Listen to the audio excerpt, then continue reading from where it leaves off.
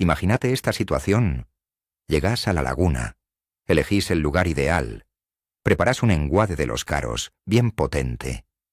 Cebás el punto pensando que vas a juntar a todos los pesos pesados del lugar.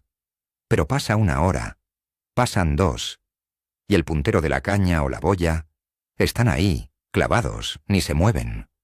O peor todavía, te pica pura raleada, puro chiquitaje, cuando vos lo que buscas es el trofeo. ¿Te suena familiar? ¿Y si te dijera que en este preciso momento, ese pescado grande está a 5 metros de tu comida, la mira y sale rajando muerto de miedo? Sí, así como lo escuchás. No lo estás alimentando, lo estás espantando. Hoy vamos a revelar el error principal que convierte tu cebo en un repelente bajo el agua. Y no es nada de lo que te venden en los paquetes de los locales de pesca. ¿Estás listo para saber la verdad? Para entender este fenómeno, tenemos que ponernos por 1 minuto en el lugar del pez. Olvídate de la lógica humana de cuanto más rico, mejor. El pez tiene sentidos totalmente distintos. Su olfato es miles de veces más agudo que el de un perro. Su línea lateral siente hasta la vibración más mínima. Y su vista no funciona para nada como la nuestra. En el mundo de la pesca existe lo que llamamos presión y cautela. Un bicho grande, ya sea una carpa, un buen pejerrey o un surubí, llegó a ese tamaño justamente porque es desconfiado. No se manda de cabeza a cualquier cosa. Cualquier cambio que no sea natural en su entorno es una señal de alarma. Nosotros pensamos que el enguade es una mesa servida. Pero si esa mesa huele a laboratorio químico o parece una trampa, ningún trofeo que se respete se va a acercar. Vamos a analizar bien a fondo qué es lo que estamos haciendo mal. Vamos a arrancar con el error más común de todos, lo que yo llamo el ataque químico. Muchos pescadores piensan que cuanto más, mejor, y le mandan medio frasco de aromatizante al enguade. Ahí en la orilla, a nosotros nos parece que tiene un olor bárbaro. Frutilla, tutti frutti, ajo. Pero espera, vamos a meternos un segundo abajo del agua. En ese ambiente los olores se mueven de otra manera. La concentración de aroma en el lugar donde tiraste se vuelve algo insoportable.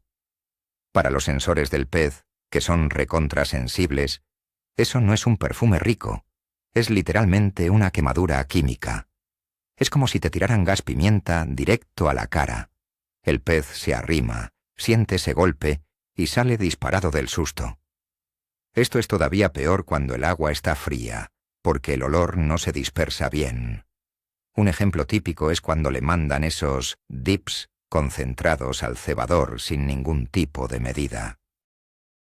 Lo que terminas haciendo es crear una zona muerta alrededor del anzuelo donde el pez, físicamente, no se puede ni asomar. El segundo error tiene que ver con la física de los aceites y las grasas. Seguro escuchaste alguna vez que el aceite no se lleva bien con el agua fría. Pero, ¿sabes por qué espanta al pescado? Imagínate esto.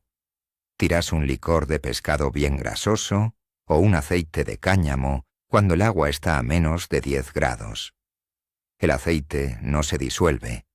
Al contrario, se apelmaza formando bolitas densas o una película pegajosa. Cuando el pez llega atraído por el olor y empieza a filtrar el alimento, esas partículas de grasa se le pegan a las branquias y a la boca. En vez de atraerlo, le generas una molestia bárbara. No puede respirar bien porque tiene todos los receptores tapados de grasa sólida.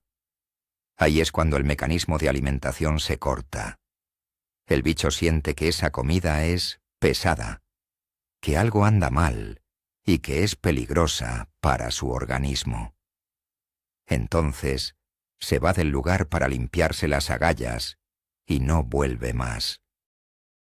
Lo irónico es que, en verano, esa misma mezcla haría que el pesquero explote. pero ahora te está funcionando como un corcho. El tercer punto clave es el color de la ceba. Muchas veces no le damos bola al contraste que hay en el fondo. Imagínate un fondo de lodo oscuro, lo típico que encontrás en la mayoría de nuestras lagunas. Y de repente, tirás 2 kilos de una ceba amarillo rabioso. Lo que generás es un manchón claro gigante en el medio de la nada. A los peces chicos les puede dar curiosidad, pero para una carpa grande o un bicho de esos que valen la pena, ese manchón es una señal de peligro total. Sobre un fondo tan claro, el pez queda regalado ante cualquier depredador. Las tarariras o los doradillos están ahí, al acecho. En los ejemplares grandes, el instinto de supervivencia es mucho más fuerte que el hambre. Ven ese manchón blanco como si fuera un reflector prendido en una pieza oscura, y prefieren quedarse en la sombra, por los bordes, donde su camuflaje todavía funciona. Podés estar horas esperando arriba de ese semáforo, pero el pez va a dar vueltas por la periferia y nunca se va a terminar de plantar en el lugar. El cuarto punto a tener en cuenta es el tamaño de las partículas, o lo que llamamos la fracción. Acá el dicho funciona al revés. Cuanto más chico, peor. Si tu cebadura es puro polvillo, pan rallado o galletita molida, lo único que vas a lograr es una nube de sedimento que atrae al chiquitaje al instante. Se te va a llenar de mojarras y pescado chico, haciendo un lío bárbaro, picoteando todo y sin dejar que la carnada descanse en el fondo. Al bicho grande no le gusta ese alboroto. Y lo que es peor, ahí no tiene nada para comer. Un ejemplar de buen porte no va a andar gastando energía para filtrar partículas microscópicas. Si lo único que ve es polvo, entiende que el esfuerzo no le rinde y sigue de largo buscando algo más consistente, como un buen grano o alimento vivo.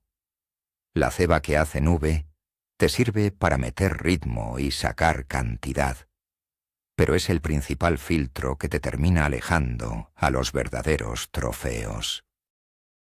El quinto punto es el alimento fermentado, o, mejor dicho, pasado.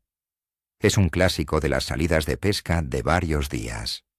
Preparaste maíz, trigo o alguna mezcla, dejaste el balde al sol y para el mediodía del día siguiente ya tiene ese olor ácido. Muchos piensan, no pasa nada, si está fermentado es mejor.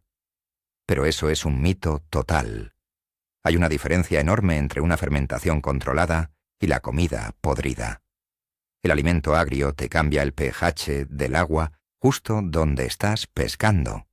Empieza a liberar dióxido de carbono y toxinas. Básicamente, el agua en tu zona de cebado se vuelve ácida. El pez detecta ese cambio químico a muchísimos metros. Para él, es una señal de que la comida está en mal estado y es peligrosa. Vos mismo terminás convirtiendo un buen lugar de pesca en una zona muerta. Si la mezcla se te puso ácida, tírala lejos, entre los pastos, pero por nada del mundo la tires al agua. El sexto error es pasarse con la actividad del engodo, lo que genera un geyser en el fondo. Muchos fabricantes le meten partículas que flotan, como cañamón molido o coco rallado, con la idea de atraer a los peces desde lejos. Pero cuando hay demasiada acción, abajo se arma un quilombo. Todo sube y baja sin parar. Para una carpa que está activa, esto puede ser un punto a favor, pero un pez grande y cauteloso se termina asustando con tanto movimiento que no parece natural. La comida no tiene por qué andar saltando. Si el engodo está muy activo, no logras formar una buena cama de alimento, sino una columna de mugre. Los peces grandes de fondo prefieren el alimento inerte, que esté ahí tranquilo en el piso, esperando a que lo coman. Tanto movimiento ellos lo asocian con los peces chicos que andan dando vueltas, y no con una fuente de comida real y estable. Punto número 7. El error al mojar el enguade. Quedarse corto con el agua es el error típico de los que recién arrancan. La mezcla parece estar bien, armas la bola y parece firme, pero es un engaño. En cuanto toca el agua, esa bola explota. O se desarma mientras baja o estalla, apenas golpea el fondo. ¿El resultado? La corriente se lleva la comida y la desparrama por todos lados. No estás concentrando al pescado, lo estás dispersando. En vez de tener a los bichos clavados en un punto de 50 por 50, los tenés dando vueltas por ahí juntando migajas. Así se pierde la competencia entre ellos y el pique se vuelve cortado, totalmente inestable. Al pescado grande le gusta comer en un lugar compacto y preciso. Si la corriente te arrastró el cebo 5 metros abajo, el cardumen se estira y termina desapareciendo. El enguade bien hidratado tiene que llegar al fondo dentro del cebador y recién ahí empezar a trabajar. La mecánica es la clave para manejar el cardumen a tu gusto. El octavo error tiene que ver con los olores, pero no con el de la ceba, sino con el de tus propias manos. Los peces tienen un olfato increíble, así que fíjate bien. ¿Estuviste fumando? ¿Te pusiste repelente o protector solar? ¿Cargaste nafta viniendo para acá?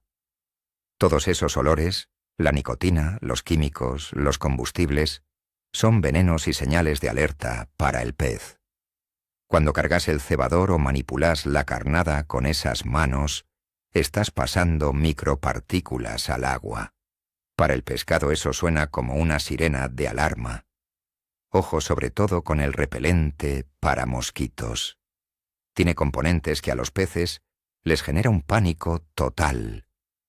Si te pusiste repelente y después metiste la mano en el balde de la comida, ya podés ir guardando las cañas. Ni sueñes con sacar una pieza grande. Lávate siempre las manos con el agua del mismo lugar antes de tocar cualquier cosa que vaya al anzuelo.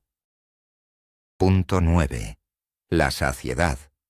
Sí, aunque no lo creas, al pescado se lo puede empachar.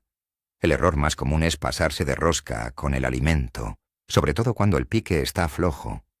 Si tiras kilos de pellets, boilies o harinas muy pesadas en épocas donde el metabolismo del pez es lento, como a principios de primavera, a finales de otoño, o cuando hay un cambio brusco de clima, el bicho se llena enseguida.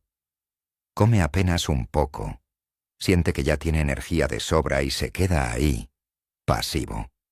Puede que estés sobre tu zona de pesca, pero no te va a picar. Tu anzuelo queda perdido en medio de una montaña de comida. Acórdate, la clave del cebado es despertar el apetito, no matarles el hambre. El alimento tiene que ser tentador y aromático, pero bajo en calorías, para que el pez coma y coma sin llenarse, y siga buscando desesperado tu carnada. El error número 10 es no tener en cuenta la corriente al hacer el cebado inicial. Esto es pura geometría, algo que muchos pasan por alto. Ubicás el punto en el fondo, clipeás la distancia y empezás a tirar los cebadores grandes. Pero ojo, si hay corriente y buena profundidad, mientras el cebador va bajando, el agua lo arrastra. El engodo se va lavando y termina cayendo unos cuantos metros más abajo de donde habías marcado con el plomo. ¿Qué pasa entonces? Vos terminás pescando en un lugar, pero el centro del cebadero está en otro. El pez se queda donde está la comida y tu anzuelo queda en medio de la nada, río arriba. Los bichos grandes difícilmente suban más allá de donde termina el rastro del cebo. Se quedan ahí o incluso un poquito más abajo. Capaz pensás que el pescado no quiere comer, pero la realidad es que le erraste a la mesa. Siempre tenés que calcular la deriva del cebador para que tu carnada caiga justo en el centro de la acción. El punto 11 Es la falta de proteína animal cuando es realmente necesaria. Estamos muy acostumbrados a usar cereales o harinas, pero en la dieta de la carpa, el brema y especialmente el tenca, el bicho es fundamental. Hablamos de larvas, gusanos o lombriz picada. Si estás pescando en un lugar con mucho alimento natural y ofreces solo algo dulce o harinas, el pez directamente no lo reconoce como comida. Es como si estuvieras acostumbrado a comer un buen asado y de repente te ofrecen una galletita de agua. Sí, el olor es rico, pero eso no te alimenta. Agregar ese jugo de lombriz o gusano picado al lenguade manda una señal letal de que hay comida con mucha proteína. Eso a los peces grandes los vuelve locos. Muchas veces, si no pones este componente, terminas sacando solo pescado chico, mientras que los bichos de verdad se quedan al lado, revolviendo el barro buscando su comida natural. El error número 12 es el tema de la sal y el azúcar. O mejor dicho, no pegarle al punto justo entre las dos. A veces nos olvidamos de que funcionan como resaltadores de sabor y conservantes naturales. En estado salvaje, el pez vive buscando minerales porque el agua dulce suele ser pobre en sales. Por eso, mandar un poco de sal a la ceba en primavera o cuando el agua todavía está fría funciona como un imán. Pero ojo, si te pasas de rosca, producís el efecto contrario. Un ambiente con mucha sal los deshidrata y el bicho se siente incómodo. Se termina yendo. Con el azúcar y la melaza en verano, pasa algo parecido. Si está muy dulce, como quien dice, empalaga. Pero el verdadero problema es que el azúcar acelera la fermentación. Si preparas una ceba bien dulce a la mañana y la dejas todo el día bajo el sol, para el mediodía eso ya se convirtió en alcohol y vinagre. La clave está en la moderación y en entender la temporada. En primavera, lo mejor es ir con sal y especias. En verano, azúcar y frutas, pero siempre con carpa, sin exagerar. Punto número 13. El ruido al cebar.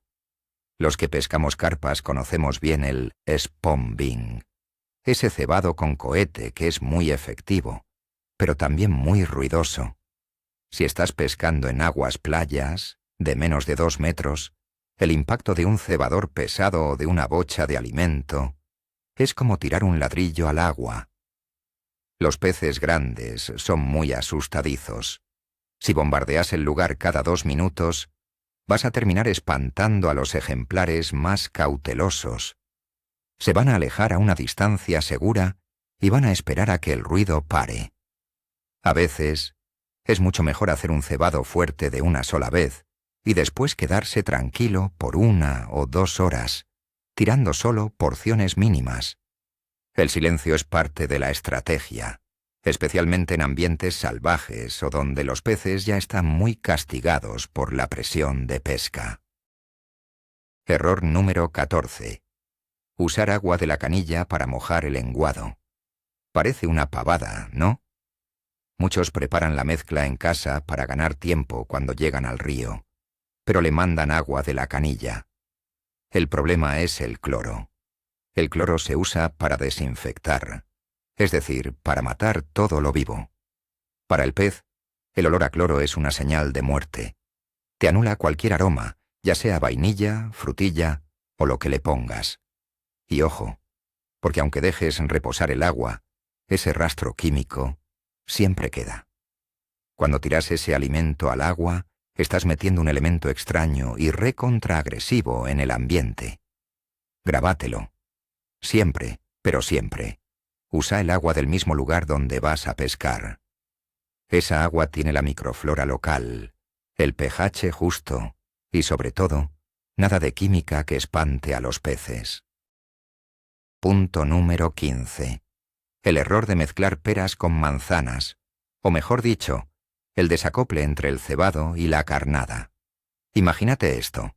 Estás cebando el lugar con puro pellet de pescado. pero en el anzuelo pones maíz dulce. No tiene sentido. O peor, tirás un enguade de bizcochuelo dulce y de carnada. Usas un manojo de lombrices. A ver, a veces el contraste puede funcionar, pero lo más común es que el pez grande busque en el fondo exactamente lo mismo que está oliendo en la zona. Si armaste una alfombra de cáñamo y maíz, lo lógico es que en el anzuelo tengas maíz o algo que lo imite perfecto. El pez aspira todo como si fuera una aspiradora. Si de golpe siente un gusto o un olor que no tiene nada que ver con lo que viene comiendo, lo va a escupir por puro reflejo, como si fuera un objeto extraño. El principio de cebar con lo mismo que pescas es la base de todo, pero es lo primero que muchos se olvidan por andar queriendo experimentar de más. El error número 16 es el famoso efecto aspiradora y la competencia entre especies. A veces, tu enguade es tan tentador y está tan bien molido que atrae a un cardumen gigante de juveniles o mojarritas que están como locas. Son cientos. Van de acá para allá y se devoran todo en un segundo. El pez grande es más calmo, más lento. Cuando llega y ve todo ese lío de pescados chicos dando vueltas, simplemente no quiere meterse en el medio. No se siente cómodo con tanto amontonamiento. Tu laburo ahí es sacar a los chicos del mapa. ¿Cómo haces? Tenés que usar una granulometría más gruesa, sacar el polvillo y hacer un enguade más pesado y pegajoso. Que caiga y se quede ahí, firme en el fondo, para que solo lo puedan aprovechar los que tienen la boca bien grande. Si no logras filtrar a los chicos cambiando la mecánica del alimento, el pez grande nunca va a poder llegar al plato. Punto 17. La falta de competencia. Esta es la otra cara de la moneda. Si tiras demasiado cebo y lo desparramás por todos lados, el pescado no tiene necesidad de pelear por la comida. Va nadando tranquilo, picotea un granito acá, otro allá. No tiene ningún apuro. Está lleno y relajado. Por eso el pique se vuelve lento, casi nulo. Lo ideal es que en el fondo haya solo lo necesario para armar un buen revuelo. Queremos mucho pescado y poca comida. Ahí es cuando se activa el instinto de «agárralo ya, antes de que te lo saquen». En ese estado el pez pierde la cautela y se manda de una a tu carnada. El arte de cebar es justamente ese equilibrio. Atraer al pez sin empacharlo, creando una sensación de escasez en medio de un aroma que los vuelve locos. El error 18 es comerse el verso de los colores según la estación. Muchos te dicen, en primavera usa oscuro, en verano usa claro. Pero eso es un cuento chino. Es simplificar demasiado. Lo que importa de verdad es qué tan transparente esté el agua. En verano el agua se te puede poner verde, bien turbia, y ahí abajo no se ve un pomo. En ese caso, el color no pincha ni corta. Lo que manda es el olor y el movimiento. En cambio, Ñamori, en otoño el agua decanta, se aclara, y hasta una ceba oscura se nota a lo lejos. El error es seguir el manual a rajatabla, sin mirar cómo está el río ese día. Capaz un enguade rojo en primavera te rinde 1000 veces más que uno negro, porque imita un nido de larvas. Probá, experimentá y hacele caso a la reacción del pez, no a los libros. Punto 19. Ignorar la termoclina. Esto es pura física del agua, pero el enguade tiene mucho que ver. En verano es muy común que el agua se divida en capas. Arriba está calentita, pero abajo está helada, y casi no tiene oxígeno. Si vos tirás el cebo al fondo de un pozo profundo, donde la termoclina cortó el oxígeno, el pescado ni loco va a bajar. No importa que le tires el mejor alimento del mundo. Se va a quedar ahí arriba, a media agua, justo por encima de la capa fría. En estos casos, cebar el fondo no solo no sirve para nada, sino que es peor, porque la comida se termina pudriendo al no haber oxígeno para que las bacterias la procesen. El error acá es encapricharse con el fondo, cuando el pescado está más arriba. Lo que necesitas es un enguade liviano, que bajen bien despacio, como se hace con el Sig Rig en el carp fishing. O directamente buscar zonas más playas donde el agua se mezcle mejor. Y llegamos al error número 20, el último de la lista. Creer en soluciones mágicas. Muchos piensan, me compro el paquete más caro, el de la marca más top, y los peces van a saltar solos adentro del copo. Ahí le estás tirando toda la responsabilidad al fabricante. Pero escúchame bien. El engodo es solo una herramienta. Es como un martillo. Con un martillo podés construir una casa o podés reventarte un dedo. La mezcla más cara del mundo, si está mal preparada, o si la tirás en cualquier lado y en el momento equivocado, va a rendir mucho menos que un poco de maíz en manos de un tipo que entiende el río. El error más grave de todos es no usar el bocho. Tenés que leer el fondo, el clima y ver cómo viene el pique. La consistencia de la masa se tiene que adaptar a lo que pide el lugar en ese momento. El cebado tiene que servir para algo puntual ahí mismo, no ser simplemente una ofrenda para los dioses del agua. La pesca no es una lotería, es un partido de ajedrez contra la naturaleza.